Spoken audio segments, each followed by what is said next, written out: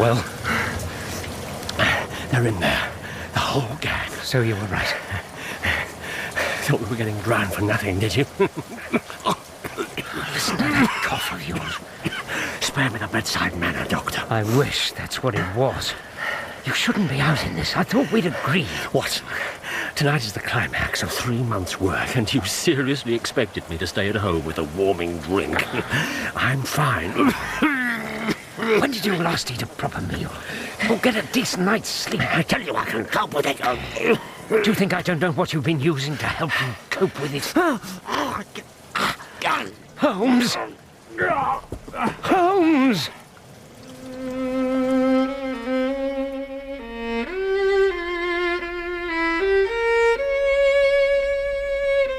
The Devil's Foot by Sir Arthur Conan Doyle. Dramatised for radio by Bert Coules. With Clive Merrison as Sherlock Holmes and Michael Williams as Dr. John Watson. And featuring Patrick Allen as Dr. Leon Sterndale, Geoffrey Beavers as the Reverend Roundhay, and Sean Arnold as Mortimer Tregennis. The Devil's Foot.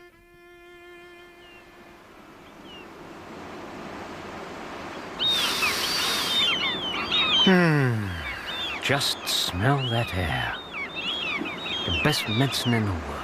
Watson, I had no need of your medicines in London, and I have no need of them now, natural or otherwise. Must I remind you that I'm the doctor? The work has to be done. Not at any cost. You might have died, Holmes. Well, I doubt if the experience would have been noticeably different from the cure. Poldhu Bay? You're not content with dragging me to Cornwall. It has to be the furthest possible extremity. Now, come on, confess it. It's the holiday you hate, not the place. Perhaps. Yes, I thought so. You like it here just as much as I do. And with good reason. It's magnificent. Have you noticed how quickly the wind turns? There's 1 minute the water's sheltered and safe, the next it's treacherous. This whole bay is a death trap. That's a gloomy sort of observation. Look inland. A whole race of people lived here, and now they've vanished completely. Nothing left but a few burial mounds and stone monuments. The place encourages gloom. I wouldn't call it gloomy. Romantic, yes. It has mystery. If there are ghosts, then this is the place for them. I think it's inspiring. You're not the only one to think so. Huh? So sterben wir ungetrennt, einig, ohne End. Ohne Wachen, ohne Bangen, namenlos, in Lieb umfangen. That's beautiful. It's by Wagner. Tristan and Isolde. Act 2. It's set here, on the Cornish coast. What do the words mean? They're a hymn to love. Yeah, you see? Romantic. And to death.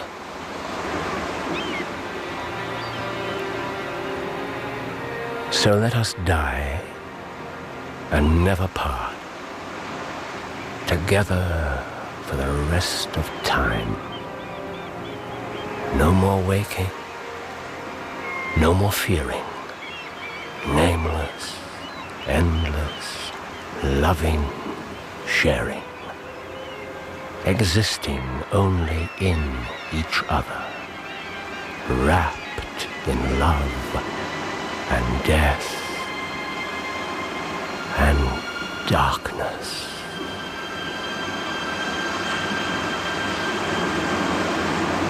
What a glorious day. Makes one glad to be alive. It's not often I can have the windows open this early in the year. I thought Cornishmen were a hardy breed, Vicar. Well, Doctor, I'm sorry to say that some of us are hardier than others. Isn't that so, Mr. Tregennis? It is. What about you, Mr. Holmes? Is our Cornish air to your liking? Oh, your cup's empty. More tea? Thank you, no. Another slice of seed cake, then. Yeah, go on, Holmes. It's delicious. It's a local speciality, a very old recipe. Not at the moment, thank you. Oh, just as you like. Perhaps later. I must say, when I heard you were staying here, gentlemen, it really did give me quite a thrill. I'm an avid reader of your work, Doctor. You're very kind, Mr. Roundhay. And the thought of actually meeting Mr. Holmes... Oh, and yourself, of course. On holiday, are you? Something of the sort. Now, why else would they be here, Mr. Tregennis? Our little community has its faults, God knows, but serious crime is not one of them. Are you sure you won't take some more tea, Mr. Holmes? It was extremely kind of him to invite us over. He very nearly succeeded in boring me to death. Oh, come on now. It would at least have been a novel method of murder, to say nothing of disproving his comments about the purity of his parish. Yes, what did you make of Tregennis? Just your typical taciturn Cornishman. Yes, well, I dare say if I lodged with the Reverend Mr. Roundhay, I'd be subdued into silence too. Brace yourself. I think we're about to meet another of the locals. Yes, and at least this one isn't wielding a teapot and a cake stand. He hasn't seen us. Good afternoon. Hello? That's odd. I could have sworn he was coming this way. So he was. Someone else who likes his own company. I fancy we've just had a distant glimpse of the local celebrity. Leon Sterndale? You really think so? Oh, he certainly has the build, and it would explain his less than enthusiastic response to your greeting. Ah, it would. Good Lord. Dr. Leon Sterndale. I thought he was still in Africa. Perhaps he's finally succeeded in killing every lion on the continent. He does do other things. If it wasn't for him, we wouldn't know half as much about the place as we do. Not to mention the scientific discoveries, the cultural information, the Watson, zoological work. please. 2 cases of rampant hero worship in one afternoon is more than I can stand. Oh, sorry. Now, you were supposed to be safeguarding my health, not endangering it. Mind you, murder by over-enthusiasm. I don't believe that's ever been done. Really, Holmes, can't you keep your mind off death, even on a lovely day like this? Savage daylight, harsh, deceitful, cursed day that burns forever. When will this light be gone? When will the night return? Wagner? Wagner. Yes, I thought so. I recognize the sense of humor. Well, that's better. Now, come on. Let's get you back.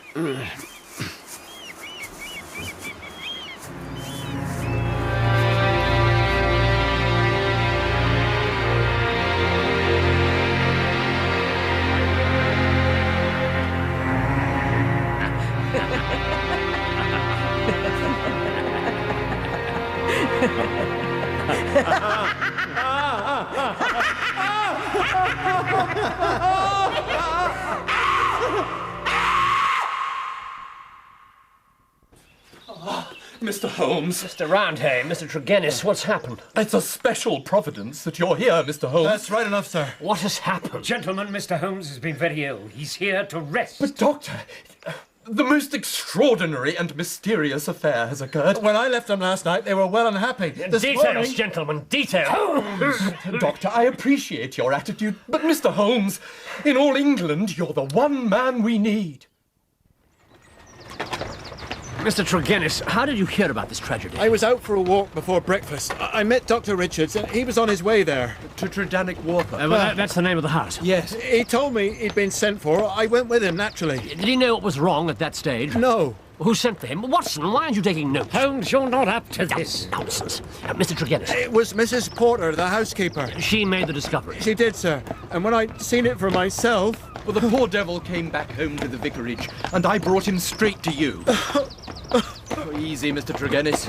You must forgive him, gentlemen. I think you'll have to pull to the side, Vicar. Doctor? There's another carriage coming. Oh, there. Oh, my lord. Mr. Tregennis. It's all right, Vicar. I know who it is.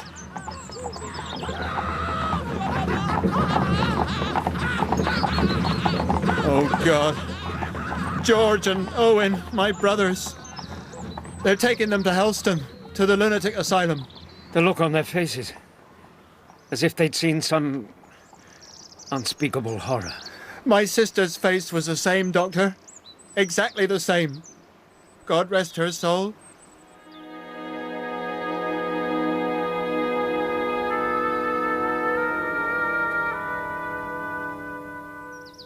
This is the room. Mrs. Porter found the three of them here when she came down this morning. Sitting round the table. For all the world like they were still playing cards, she said. And when you and the doctor arrived? George and Owen hadn't made the least effort to move. And Brenda, of course... Quite so. Stay there, please, while I examine the room. Holmes, are you all right? Yes, thank you. It's musty in here. The smell of death. May the Lord grant her peace. Yeah, Mr. Roundhay, please, wait in the doorway. Of course. Forgive me. Yes, there's too many people who've trampled their way through this room already. Come in. Now, Mr. Tregennis, you were here last night. I was, Mr. Holmes. I supped here, and afterwards George suggested a hand or two of whist. Did you call here often? From time to time. So, you were on good terms with the rest of your family. Was that always the case? Yeah. Mr. Holmes, is this quite Mr. Roundhay, do you wish me to investigate this business or not? Holmes, sit down. Very well. That's better. Now, gentlemen, I suggest that you contact the local police. This is a matter for them. Really, Watson, what can some inexperienced village constable make of this, eh? This is an exceptional case. Doctor? Very well. But no undue exertion, mind. No, certainly not. Thank you. Now, Mr. Tregennis, sir, be so good as to answer my question. I'm sorry, Mr. Holmes. Your relationship with the rest of the family, Mr. Tregennis. Oh, yes, of course. Well, I can't deny that we were divided once. Which is why you live separately and not in the family estate, even though there's more than enough room in this splendid old house. Yes, sir. The Tregennis family were tin miners, Mr. Holmes. They sold out to a company and there was, well, some feeling about the division of the money. I see. It was past and done with, all forgiven and forgotten, and we were the best of friends. But why didn't you come back here? I like my independence. Yes, of course. Now, think back over yesterday evening. Does anything stand out in your memory? Think carefully. There's nothing at all. Your family were in their usual spirits? Never better. Were they nervous people? Did they ever seem afraid of anything in particular? Nothing of the kind. They were fine, upstanding members of the parish. And nothing out of the common occurred while you were with them, Mr. Tregennis. Think. Well... Yes?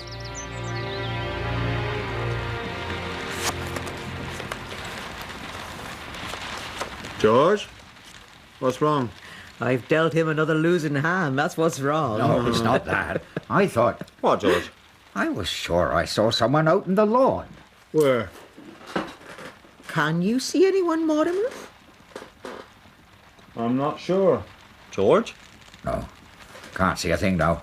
I was certain... No more old Napoleon for you tonight. It passed as unimportant and we went on with our game. What time was this? Oh, around 9:30 or 10 at the latest. I left soon after. Who let you out? Mrs. Porter had gone to bed. I let myself out. Did you shut the front door behind you? Of course. Yes. This window, was it closed last night? And fastened. Who opened it? Mrs. Porter, when she came in here this morning. You asked her about it? She mentioned it, said she wanted to let in some air. Perfectly understandable, surely. Yes, that's a pity nonetheless. No matter. So, there were no signs that any stranger came into the house last night. None whatsoever. What were your brothers and sister doing as you left, Mr. Tregennis? Just starting one last hand. George was for going to bed, but Brenda insisted. Oh, God, if she hadn't been so wide awake, she might still be alive. Oh, don't torment yourself so, my friend. Oh, my apologies, gentlemen. I'm not myself. I'm sure we can make this as brief as possible for you, Mr. Tregennis. Certainly. Now, who was sitting where? I had my back to the window. George was opposite me, Owen there, and Brenda on my right, next to the fire. Why was... Excuse me. Why was there a fire at this time of year? The room isn't large. But the night was cold. It rained, you recall. Yes, of course. Your brother George was sitting here, you say? That's right, opposite me. We were partners. His view of the garden is an interesting one. Outside, gentlemen. You see how the window is masked by those bushes? Yes, to be seen from George Tregennis's chair, the figure must have been somewhere within this area. Mr. Tregennis, show me exactly where you think it was standing. Well, that's not easy. I'd no more than a glimpse, what with the rain and all. I couldn't even be sure if it were man or beast. Yes, now, is this the place on the path? Holmes, watch out for the... Oh! watering can. Dear Mr. Tregennis, my apologies. No matter. Here, let me put this out of harm's way. So clumsy of me. You see, you're not yourself at all. Really, Doctor? Yes, well, I finished out here. Perhaps you'd like to talk to the housekeeper. No, there's something else I'd like to see first.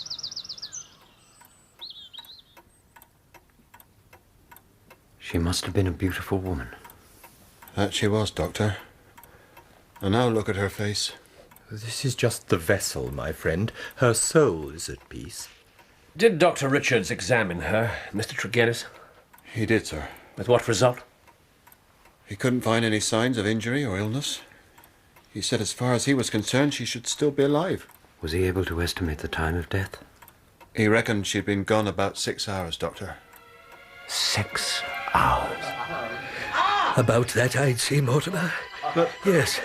what in God's name could have done this? I don't know. I have never... Doctor! He was really that affected? The poor chap had obviously never seen the like before, and he's not a young man. I believe we should go back downstairs now. A terrible tragedy, my friend. Yes, Vicar, it is that. So much of her life still before her. So much to look forward to. Requiescat in pace. Amen. Amen. Now, Watson, I'd like you to speak to the housekeeper while I have another look at the sitting room. See if I can salvage something from the mess. Yes, of course. Mr. Holmes, do you have the least clue? What in the name of heaven can have happened here? Oh, what indeed? What can have blasted 2 grown men out of their senses and shocked a fit and healthy woman into death? That's hellish, Mr. Holmes. Hellish. My dear sir. I tell you, it's not of this world. It's the work of the devil.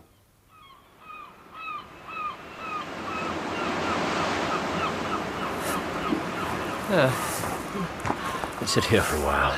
Yes, of course. Well, what did you learn from the housekeeper? Mrs. Porter? She heard nothing at all during the night. She's willing to swear to it. Is she a reliable witness? Oh, she's very upset by the whole business, of course. Still very shaky. But you think she's to be trusted? Yes, I do. She's completely adamant. No one and nothing could have entered that house last night without her knowledge. Nothing? Now, you're surely not subscribing to the supernatural theory, too. No, of course not. Good. If this matter's beyond humanity, it's certainly beyond me. I think we should exhaust the natural explanations before we fall back on that particular theory. It still doesn't have to be a person. Suppose it was an animal of some kind. Something so horrific that it sent them mad. Some sort of unknown species. Which left absolutely no traces of its visit. Well, what else is there? Did you find anything significant in the room? No. No. No. Let's get a firm grip on what little we do know. Then, when fresh facts arise, we'll be ready to fit them into their places. Very well. Now, when did this tragedy occur? Well, sometime after Mortimer Tregennis left the house. Well, even be more accurate than that. Oh?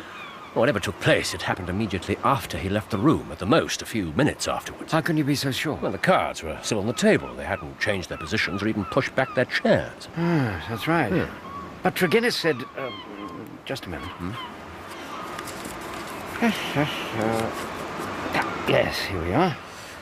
They were just starting one last hand. George was for going to bed, but Brenda insisted. One final hand wouldn't have taken them long. Tregennis left at around 10:15, so the incident was probably no later than 10:30 last night. If someone was lurking around, You'd have thought Tregennis might have seen them as he left. Yeah, it's unlikely. Well, given the darkness and the rain. He didn't linger. He walked away swiftly in the direction of the vicarage. The tracks were perfectly clear, once I knew which were his. I like the way you got an impression of his boots. Once I realized. It took you long enough. I wasn't flattered that you thought I was so far gone that I was falling over things. Were there any signs of this mysterious figure outside the window? No, none whatsoever. Why were you so surprised at how long Brenda Tregennis had been dead? My reaction wasn't surprise. Oh? What then? The doctor examined her at, 8 o'clock, and the time of death was 6 hours earlier. At 2 in the morning. Oh, my God. Exactly. Whatever happened occurred at 10:30. So, that wretched woman suffered the most appalling agonies for over 3 hours before she finally gave up the struggle and died. Holmes, What is it? we're being observed. Ah, you've noticed him at last. He's been watching us for several minutes. You are Mr. Sherlock Holmes, the detective. And you are Dr. Leon Sterndale, the explorer. Have you made any advance? Dr. Sterndale, we are here on holiday. My friend and companion, Dr. John Watson. Good morning. I say again, have you solved this mystery? Well, tell me, sir. What do you know of this affair, Dr. Sterndale? And what claim have you on our confidence? I've come to know this Tregennis family very well. On my mother's side, I could call them cousins. Indeed. And their strange fate has naturally been a great shock to me. Naturally. I may tell you, sir, that I was on my way to Africa. But when the news reached me this morning in Plymouth, I came straight back to help in this inquiry. What about your boat? I'll take the next. Dear me. Well, that's friendship indeed. I tell you, they were relatives. On your mother's side. Was your luggage already aboard? Some of it. Most was still at the hotel. Surely this event couldn't have found its way into the Plymouth papers already. No, sir. I had a telegram. Might I ask from whom? You are very inquisitive, Mr. Holmes. It's my business. Well, I've no objection to telling you it was from Mr. Roundhay, the vicar. Thank you. Now, to answer your original question... Yes. I've not cleared my mind entirely on the case, but I've every hope of reaching some conclusion. Do your suspicions point in any particular direction? I can hardly answer that. Well, I've wasted my time. Fascinating. He was damnably rude. Shall we go? Wait for me at the cottage. Whatever you say.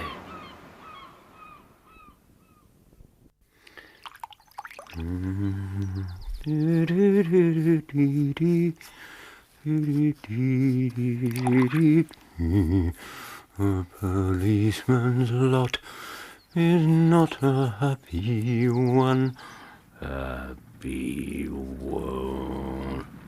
Hello. Good God. Holmes! Holmes! We are devil-ridden. My poor parish. Yes. Devil-ridden. Easy, Mr. Roundhay. Here, sit down. Satan himself is loose. Sit down. Calm yourself. Yes, of course. It's better. Now, tell us, what's wrong? What's happened? The same symptoms. The exact same symptoms. Mr. Mortimer Tregennis is dead.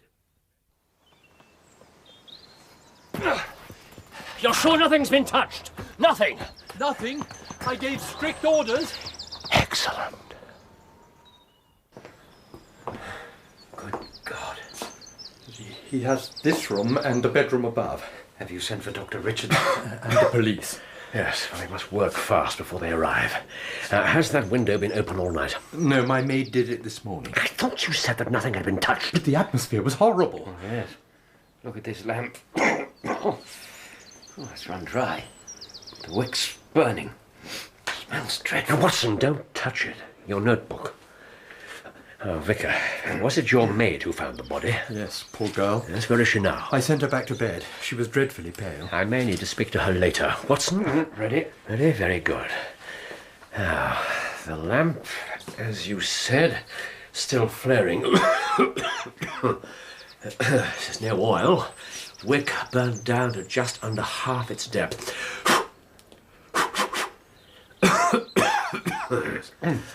And the fire not being lit.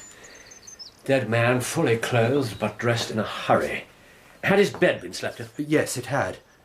What time did he retire? Well, just gone midnight. We sat up together. I tried to give him what comfort I This could. dead man leaning back in his chair, hands on the edge of the table, spectacles pushed up onto his forehead, face turned toward the window. Good Lord above. Could he have seen something out there too? Vicar, please. This is the time for facts, not speculation. Now, where was I? Watson? Face turned towards the window. The window, yes. Features distorted and twisted. Yes, exactly like those of his sister. Limbs convulsed, fingers interlocked and rigid. No perceptible odour. Yes, no staining of the skin. No visible wounds. Show me his bedroom.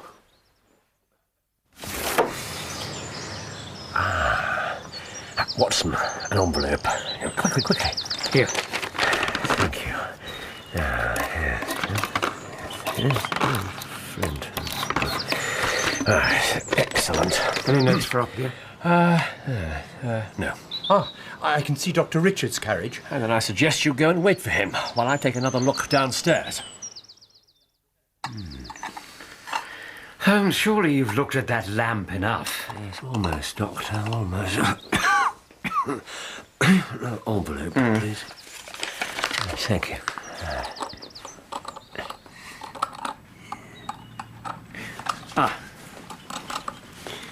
He's here. 60-ish. Not too strong. Old-fashioned.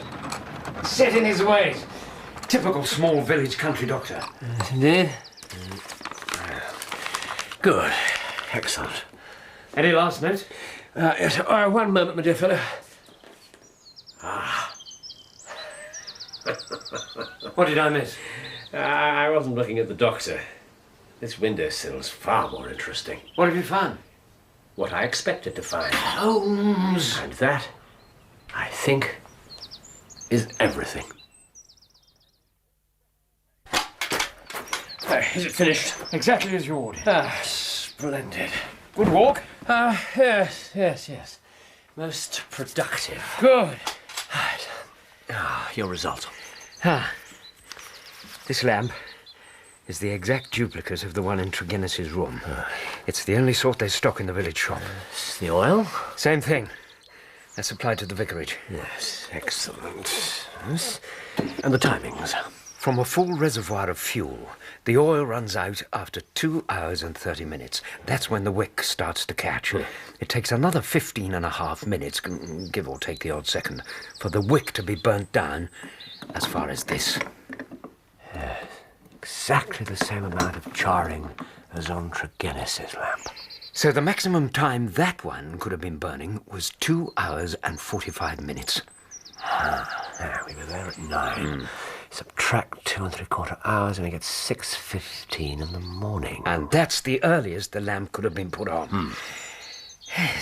Well after first light. Exactly. The lamp was lit when no lamp was necessary. Well done, Watson. Your usual invaluable help. Thank you.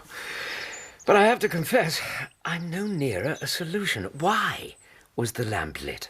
Ask yourself this.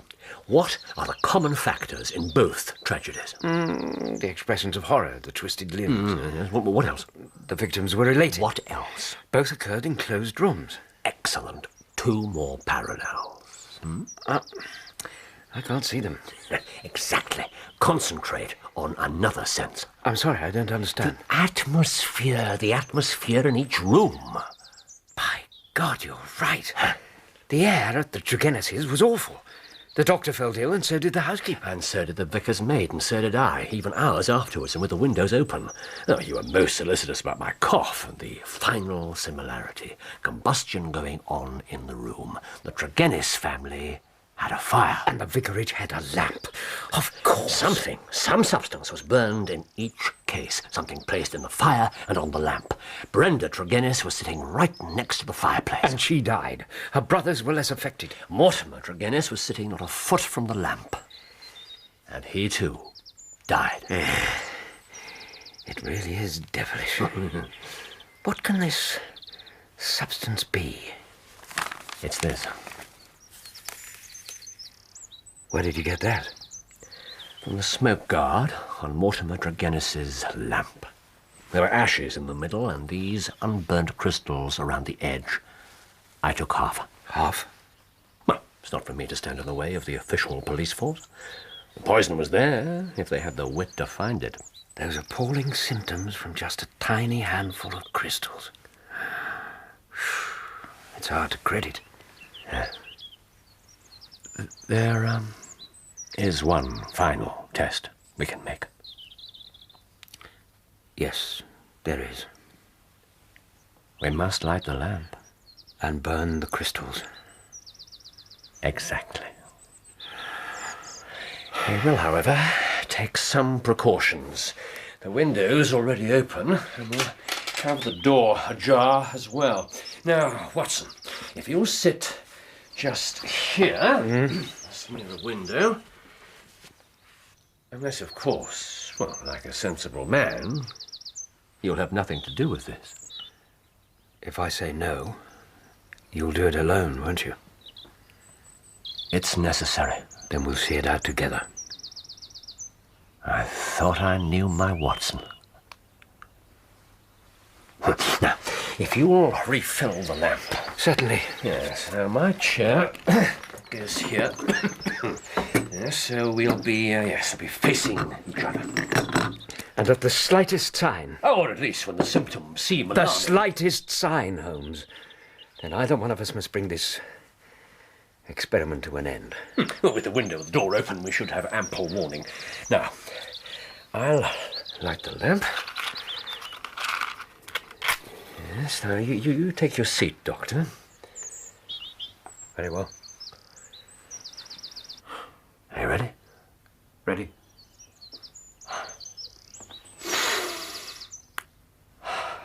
So be it.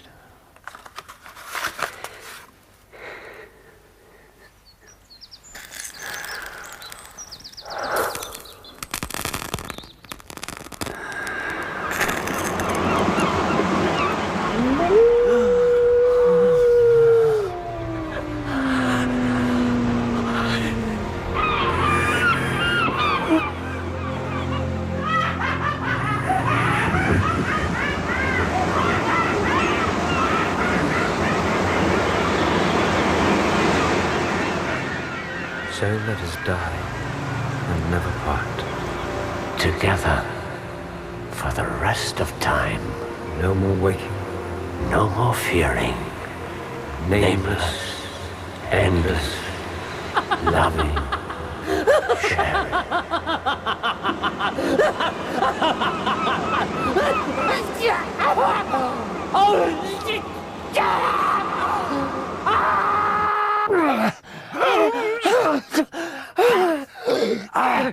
Oh, thank God! Holmes! Can you hear me? Holmes! Awesome! Awesome! Holmes! You pulled me out. You pulled me out of it. I did. I owe you my thanks. And an apology. Oh, it was an unjustifiable experiment. Even for myself. For a friend, I really am.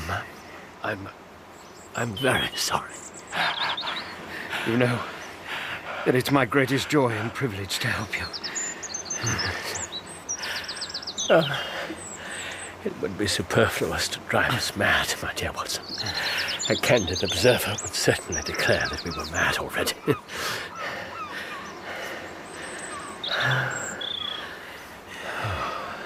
Oh. How are you feeling? I'll never again question your judgment where natural remedies are concerned. I've recovered enough for a short walk, I think. A walk? Are you sure? Quite sure. Come on. Let's go together.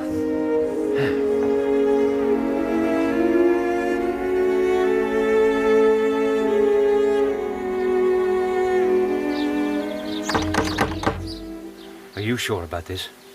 Absolutely sure.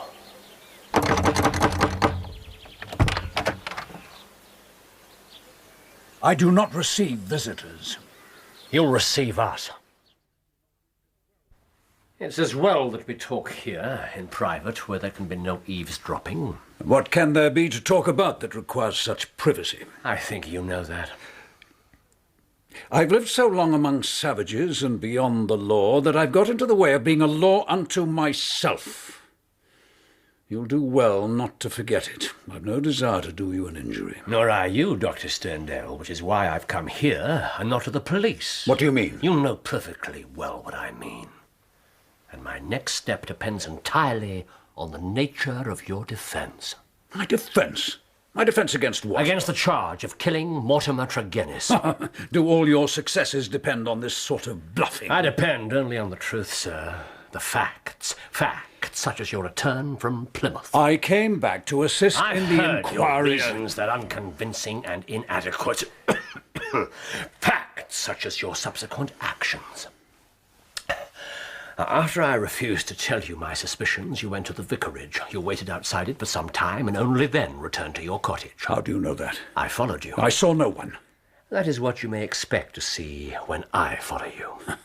You spent a restless night at your cottage and you formed certain plans. Just before daybreak, you left by the front door, grabbing a handful of gravel from the pile heaped by your gate. Oh, this is ridiculous. You walked swiftly to the vicarage. Once there, you passed through the orchard and along by the side hedge until you were under Mortimer Tregennis's bedroom.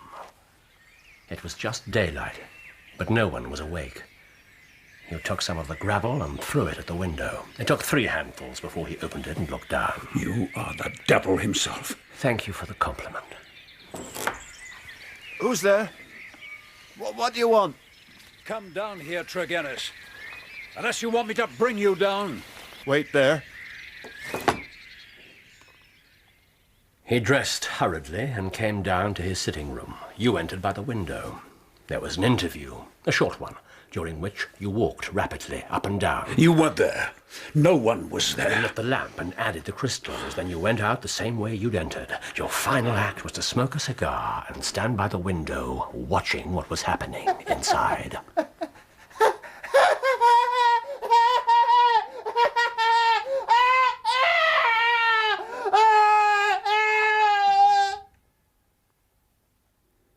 Then you left. I told him that if he moved an inch from the table, I'd shoot him. But he didn't move.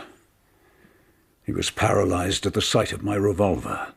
Paralyzed with fear. For God's sake, man, why? Why? This is why. Brenda Tregennis. But it doesn't make sense. Her brother had to die because you'd already killed her. I didn't kill her. I didn't kill her. He did. Good God above. His plan was to kill all 3 of them, and then the grieving brother would reluctantly inherit the estate. He killed her for money. For money and for property. Stupid, empty, meaningless things. For years I've loved Brenda Tregennis. For years she's loved me. People have marveled that I buried myself away in this place. Yes, well, now you know why. It held the one thing on earth that was dear to me. Why did you never marry? I am married. To a wife who left me years ago and whom by the deplorable laws of England I could not divorce. And so you waited? Yes, both of us waited. And this is what we've waited for. The vicar knew, of course, hence his telegram to you in Plymouth. What was Africa to me then? It was Africa that made her death so unspeakable. The poison. Look at this.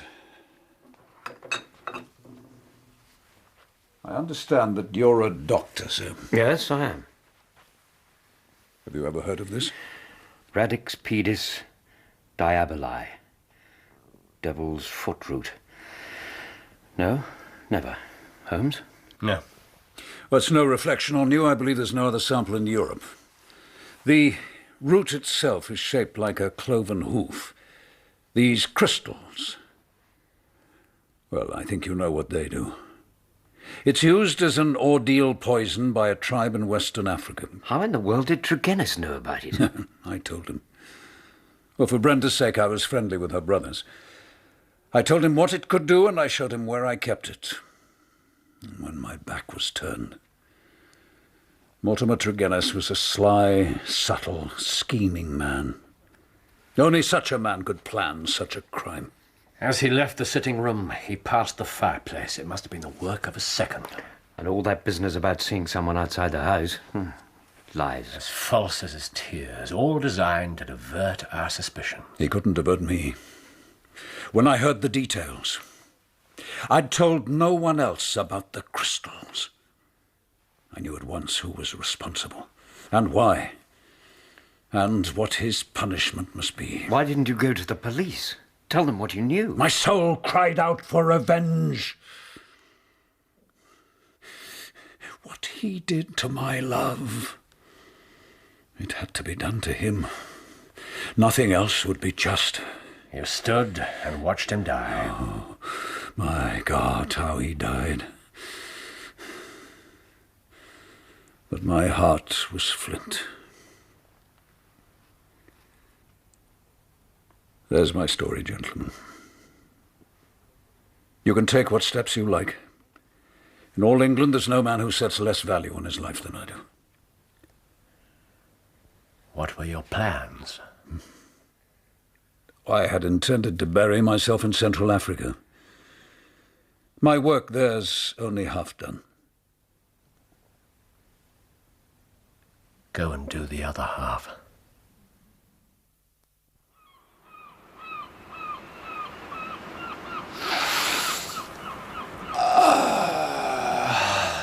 The best medicine in the world. Save possibly for work. Perhaps. You wouldn't denounce the man? Certainly not. Quite so. I have never loved Watson. But if I did, and if the woman I loved had met such an end, I might act even as our lawless lion hunter has done. Who knows?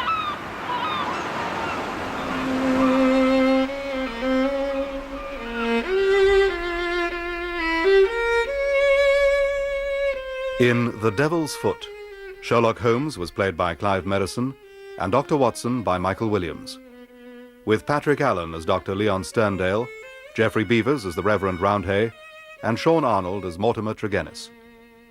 Brenda Tregennis was played by Diana Payan, Owen Tregennis by David Thorpe, George Tregennis by Colin Pinney, and Dr. Richards by Barry J. Gordon. The violinist was Leonard Friedman. The Devil's Foot was dramatized for radio by Bert Coules and directed by Patrick Rayner.